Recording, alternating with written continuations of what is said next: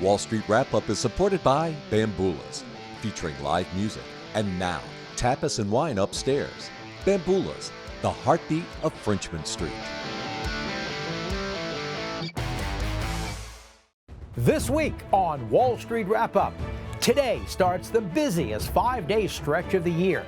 So will the consumer consent? People aren't buying homes, but home prices keep going up. Why is that? Tech stocks, well, they're on a tear. So does this sector have more legs to run in December as in November? Tonight, we're going to be talking with the founder and chief investment officer of Treasury Partners Investments, Richard Saperstein, with $28.2 billion of assets under management. Richard Saperstein coming up on this Black Friday. It sounds kind of ominous, but we're glad you're here. For the next 28 minutes, this is Wall Street Wrap-Up.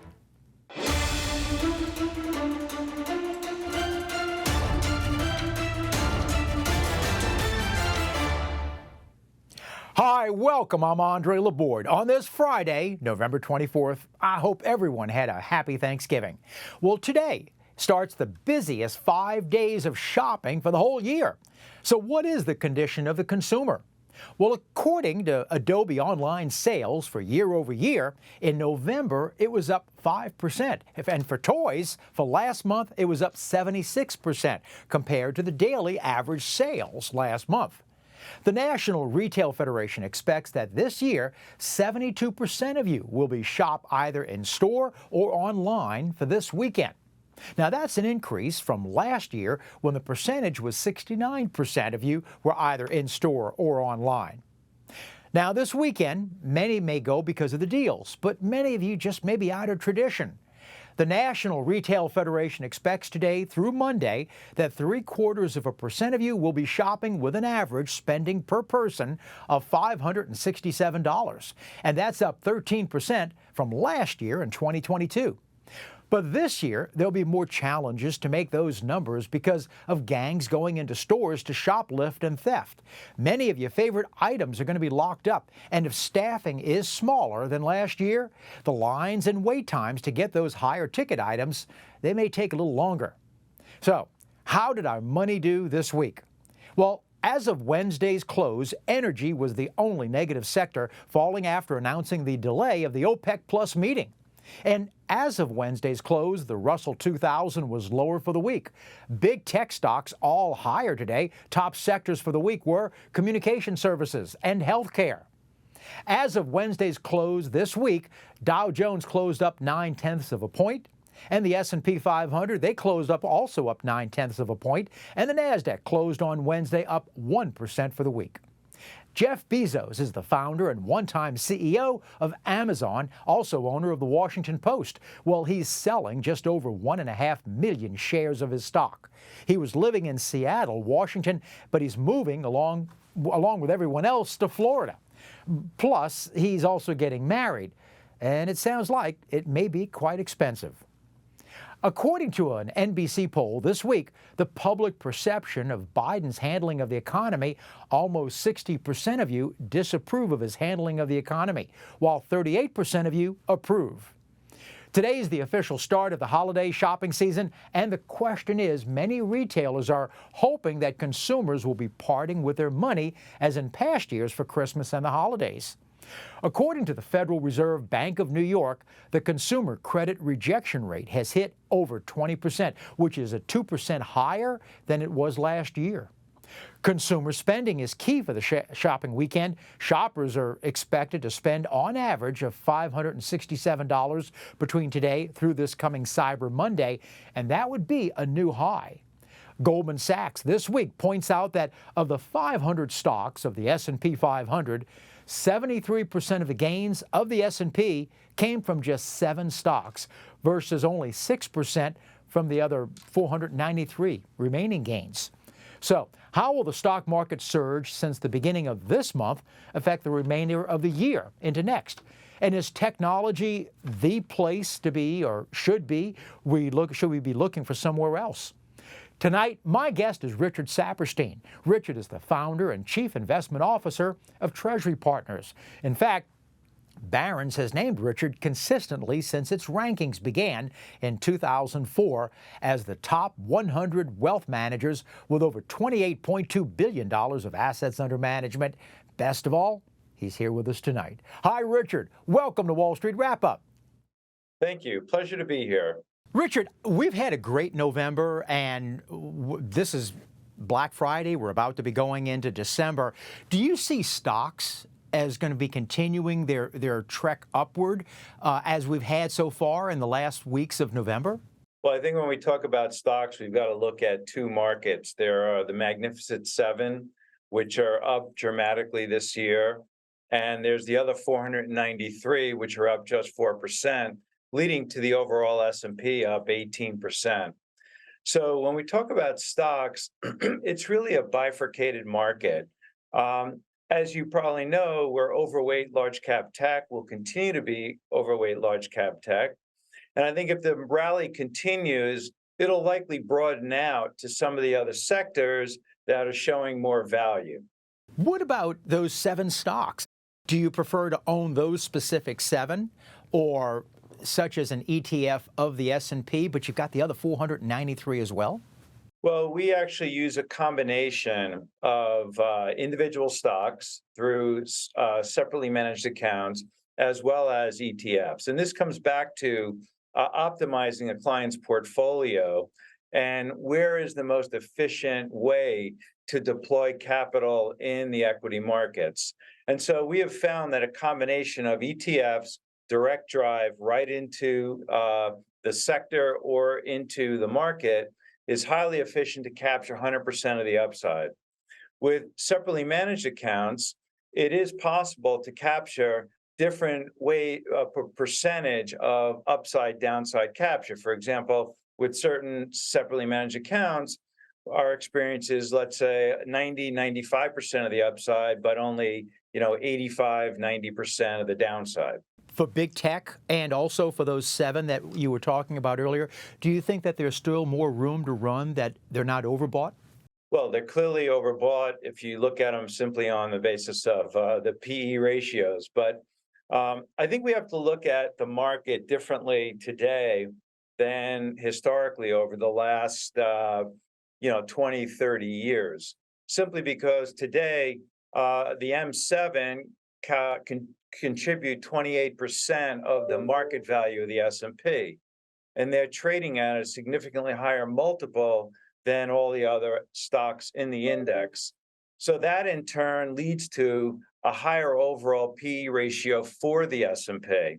So we can't really look at today's levels and say, well, we've got elevated PEs, so the market's overvalued, simply because we've got, a higher proponent of growth stocks in there that have, wide moats. They've got recurring cash flows. They're growing faster than the S&P, and they deserve higher multiples.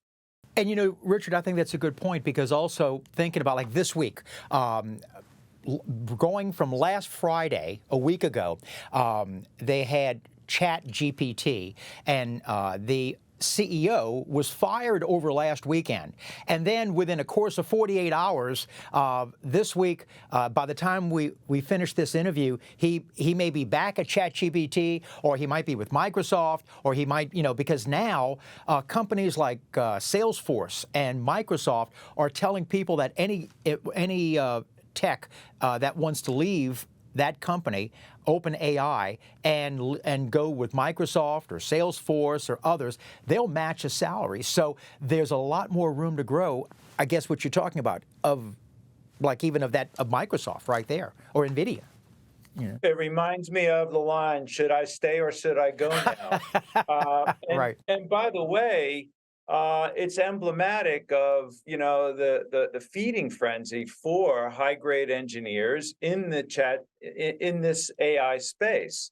And so it's clear that Microsoft has a dominant position. It's being reflected in the stock right now. And when we look at it, investors who aren't long or don't own a portion of their portfolio in these large cap tech stocks, they're going to underperform.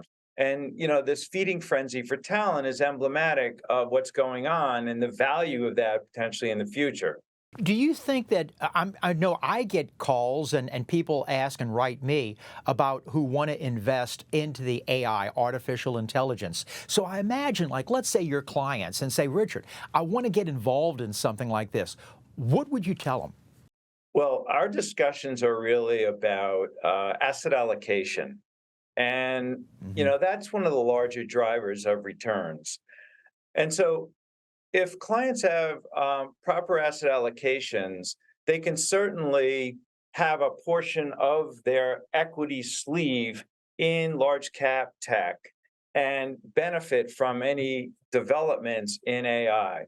Yet to go out and just randomly take a portfolio and commit a proportion to one particular sector and one particular technology, it raises the volatility and the risk of a portfolio. And for clients at Treasury Partners, where the return of capital is more important than the return on capital, we focus on asset allocation and proper portfolio construction. Let's talk about asset allocation and let's say diversification. I would imagine instead, rather than, let's say, unless you get an inheritance or you sell maybe a piece of property and get a one lump sum, the average investor would have money coming in from their weekly paycheck or monthly savings or maybe their annual savings. So do you have a preference of, let's say, diversification? Would you prefer that a client or an investor add to an already existing investment or diversify more into other areas? It depends on how well diversified the investor is. So we utilize a three-dimensional portfolio with stocks, bonds, and hedged or alternative investments. And clients should look at the historical returns of these different sectors, the risk and the volatility, and assemble a portfolio of either one, two, or three of those different sleeves. Now, if clients have incremental money and an existing asset allocation that they're comfortable with, they would reallocate across the three sleeves. If clients are underweight in a certain sector or don't have exposure to one particular sleeve, they would want to start building in that sleeve. Maybe mid-September or so.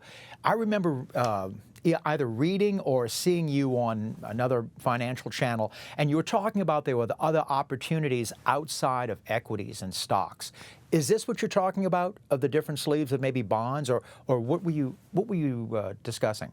Yeah, so it's very important for investors to realize that an asset class that was really entirely uninvestable for 15 years is now investable, and that's the bond market. In turn, yields on bonds have jumped very significantly to the point where they're very attractive and they provide several benefits to client portfolios. Specifically, at these levels, owning bonds provides income. Secondly, it provides ballast against a declining stock market, meaning that if stocks go down and there's a flight to quality, investors will likely buy bonds and drive the price higher of the bonds.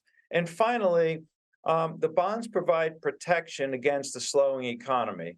So if the economy slows and interest rates go down, bonds, which work like a seesaw, as interest rates go down, the value of the bonds will go higher. What about credit? There's a private credit I'm thinking of. Today, there's that area of investment has gotten to be very enticing to a lot of investors. Are you involved, or do you like that area of private credit? There's a lot of different ways to participate in private credit. Our focus right now, and what we're aggressively buying and have been for several months, is very high-grade municipal bonds, where investors can basically buy bonds in the municipal market and earn 4.5% tax-free. 2 weeks ago, it was 5% tax-free. So if we're sitting down with a client and discussing the target returns over longer periods of time. Let's say a client wants to double their capital in 10 years. So that means they have to earn 7% tax-free over that 10-year period.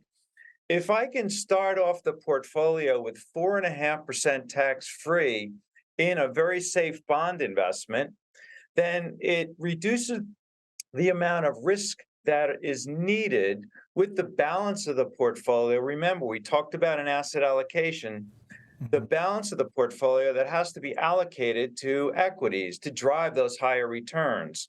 So it's very important to identify first, what's the target return, and then how can we backfill to get there with the, I guess, the least amount of risk in doing so. Now, private credit would benefit and could be opportune for a very small 1 to 3% segment of that risk bucket.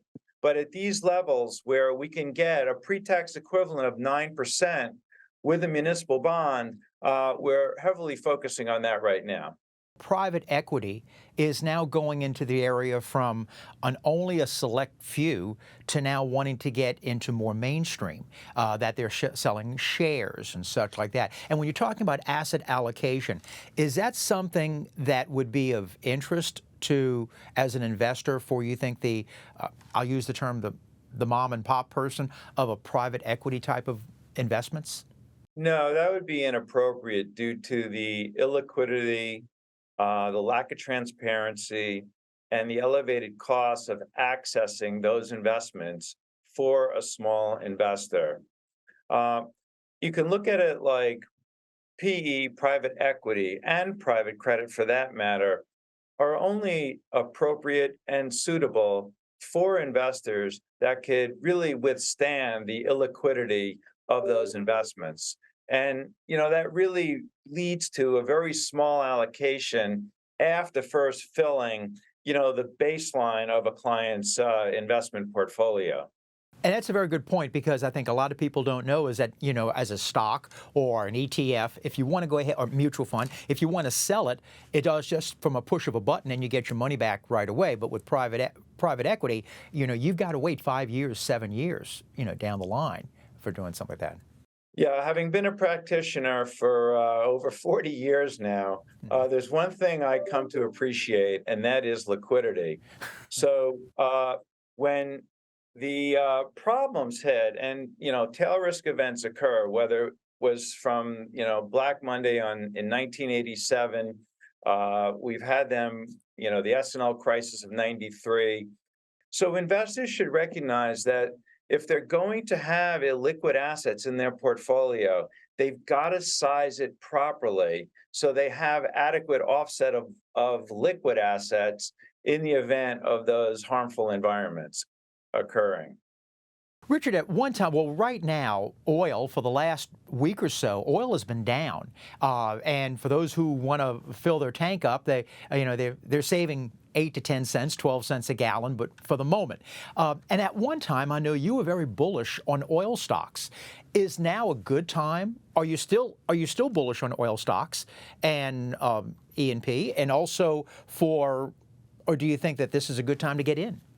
We like oil. We have filled our tank up, and there's a couple of reasons for that.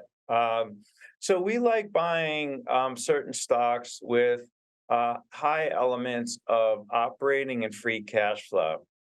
Now, the oil patch, depending on where you're marking the price of oil and the company, the operating cash flows are ranging anywhere from 12 to 20%.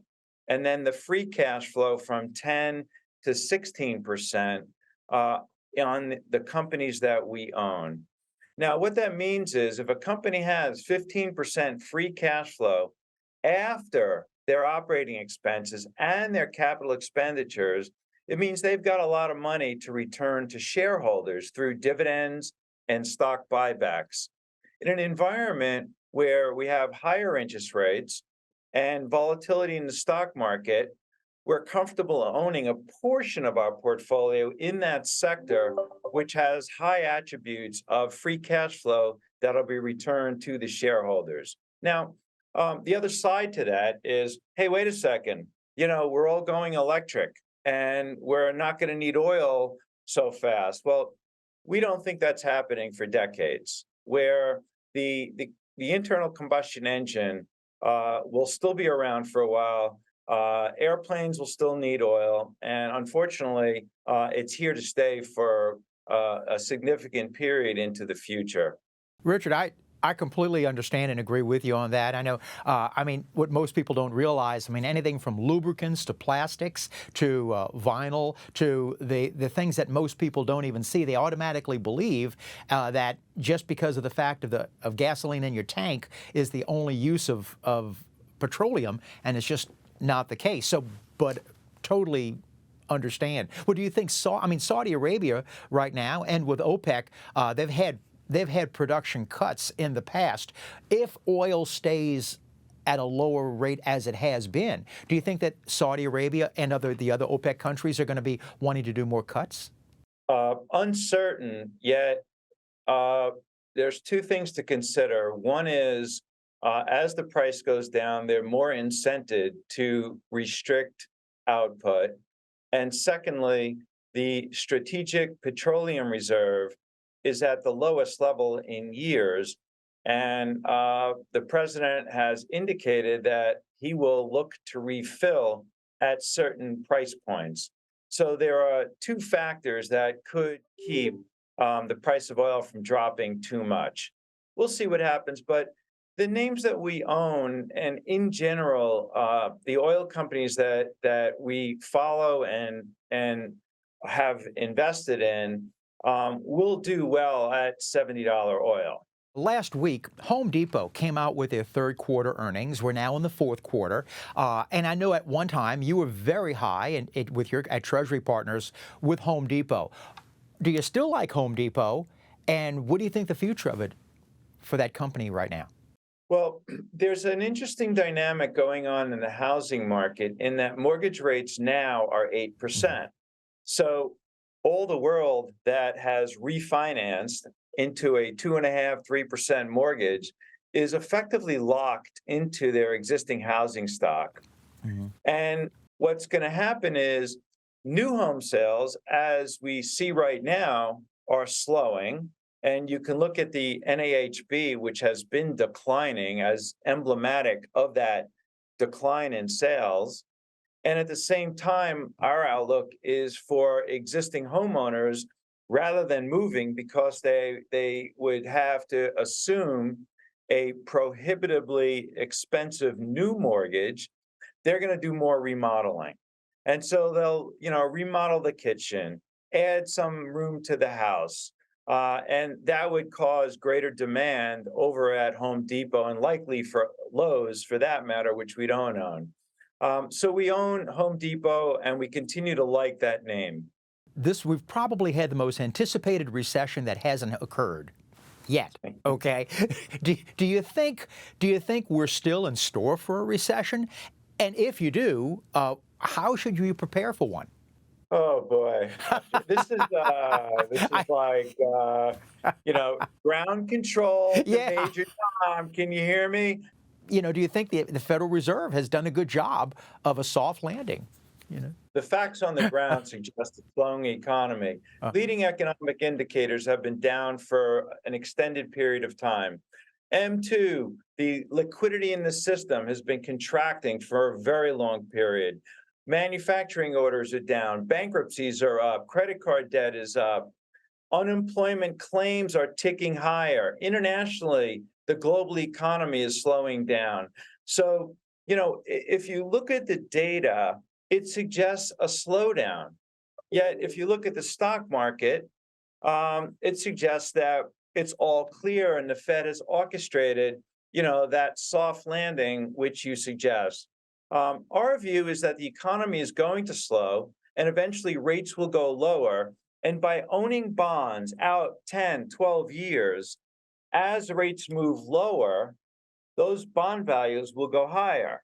Richard, you've been in the business, as you say, 40 years, and I mean you've seen all different kind of markets. You've seen all different, talked to all different type of clients and investors.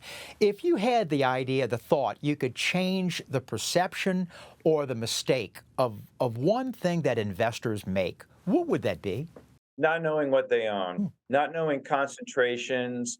So we haven't owned emerging markets since '08. And we've been exceptionally and continue to be exceptionally underweight non-US developed market equities. And from an asset allocation standpoint, that's been an exceptional benefit for our clients because those two sectors have severely underperformed the US markets. So by not knowing what they own, investors are basically just assuming a standard allocation to all different asset classes. And those pockets that are underperforming are not monitored. And in addition, the two of them act in a very correlated manner. And it's very important that everything gets reviewed quarterly. And again, should it be held, added to, or sold is a decision that should be made on a regular basis. Richard, it's been a lot of fun. I hope you come back. My pleasure, Andre. Thank you. Thank you, Richard. So, if you have a question or maybe a comment about the show, well, we'd love to hear from you. Make it concise, make it pithy, and write us at andre@benecapital.com. Now, for a wrap-up on Wall Street. First-time home buyers are older. Really, according to the National Association of Realtors, the median age of first-time home buyers has risen 10 years in the past 2 decades from 39 to 49 years old. By the way, first-time buyers in 1981, the average age was 29. And according to the National Association of Realtors, home sales fell to a 13-year low last month because there were so few homes for sale. And those that were for sale, the price of those homes were up. And that's a wrap-up on Wall Street Wrap-Up. Next week will be the first day of December. And with 1 month and 20 days, trading days left in the year, how will the remainder of the year look? And will we be expecting a larger Santa Claus rally than the one we're having right now? So join me when my guest is going to be the chairman of Sanders Morris Harris Investments, George Ball, with just under $5 billion of assets under management. You don't want to miss George Ball next week. And that's a wrap-up of our show for this Friday, November the 24th. Our thanks to Richard Saperstein for being with us tonight. But as always, it's you we appreciate for allowing us into your homes this evening. Have a fun weekend with the ones you love and a good shopping this weekend, too. Remember, if it's Friday, it's Wall Street Wrap-Up. I'm Andre Laborde. Also remember, money never sleeps. Good night.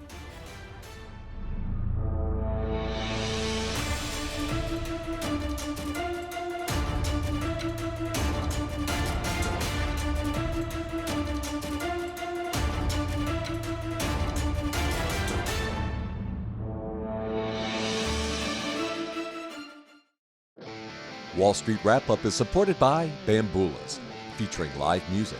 And now, tapas and wine upstairs. Bamboolas, the heartbeat of Frenchman Street.